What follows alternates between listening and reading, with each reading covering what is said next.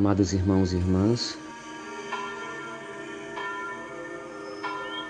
a Quaresma do ano B conduz os celebrantes ao encontro de Jesus Cristo, propondo viver iluminado pelos mandamentos divinos, conforme a primeira leitura de hoje, porque a lei do Senhor é perfeita, é sábia, é luz, é palavra doce no paladar da existência humana, como também nos afirma o salmista. É momento para rever conceitos e atividades evangelizadoras em vista da conversão pastoral. Converter-se pastoralmente ao essencial, que consiste em testemunhar Jesus Cristo e Cristo crucificado. Conversão importante para não se cair na tentação do lucro e ser expulso do templo pelo próprio Jesus. A Quaresma é um tempo de purificação propício para renovar nossa vida cristã e purificar o nosso coração daquelas impurezas que foram se acumulando ao longo do tempo. As leituras bíblicas tratam de dois pontos fundamentais na religião judaica: a lei de Deus e o templo, que com o passar do tempo também estavam precisando de purificação. Cristo se apresenta como a nova lei e o novo templo. Na primeira leitura, Deus entrega a lei no contexto de Êxodo e de Páscoa, como parte de uma aliança. É um momento fundamental na história da salvação. Deus se apresenta desde o começo como libertador. Eu sou o Senhor teu Deus, e tu não terás outro Deus. Fui eu que te tirei da escravidão do Egito. Os 10 mandamentos brotavam do amor de um Deus libertador, que depois de ter feito a libertação do povo da escravidão material do Egito, queria libertá-lo também da escravidão moral das paixões e do pecado. Deus não deu as leis do Decálogo para serem um atentado contra a liberdade humana. Pelo contrário, para que os homens sejam livres e respeitem a liberdade dos outros. Os mandamentos indicavam o caminho seguro para ser feliz e ser o povo da aliança, colaborador de Deus no plano da salvação. Mas Israel não foi fiel a esse compromisso. Muitos abusos e desvios escravizaram o verdadeiro sentido do Decálogo. Era necessário restaurar a antiga lei, completá-la, aperfeiçoá-la, sobretudo no sentido do amor e da interioridade, libertando-a de todo formalismo. Precisava uma nova aliança, uma nova lei, e é o que Cristo veio realizar. Não vim para suprimir a lei, mas para completar e aperfeiçoar. O centro dos 10 mandamentos é a vida. Não matarás.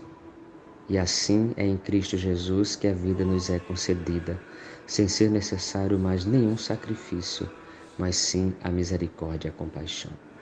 Na segunda leitura, Paulo afirma que seu projeto de salvação passa pela morte na cruz.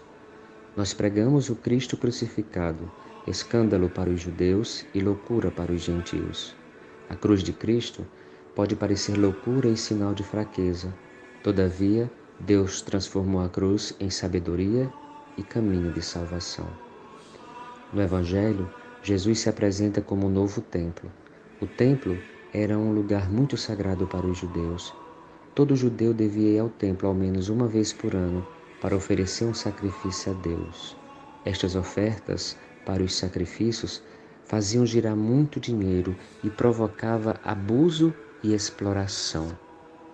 O gesto violento de Cristo não é apenas zelo de purificação do templo, é anúncio da abolição do velho templo e do culto a ele celebrado.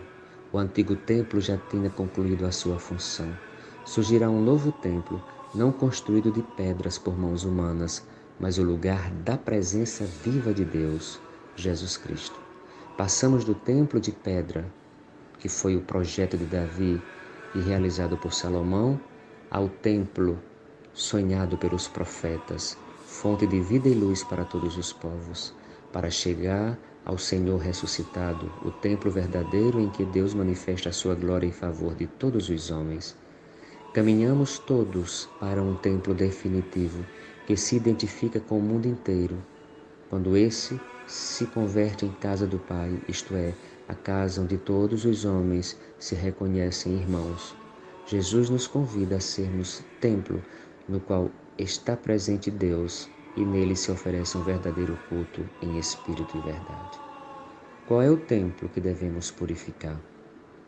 Nosso coração deve ser um sinal de Deus para os irmãos. Nossas comunidades devem ser testemunho de vida de Deus. A igreja deve ser casa de Deus, onde as pessoas podem encontrar a proposta de libertação e de salvação que Deus oferece a todos. A casa de Deus, a igreja, não deve ser um lugar de comércio, do lucro.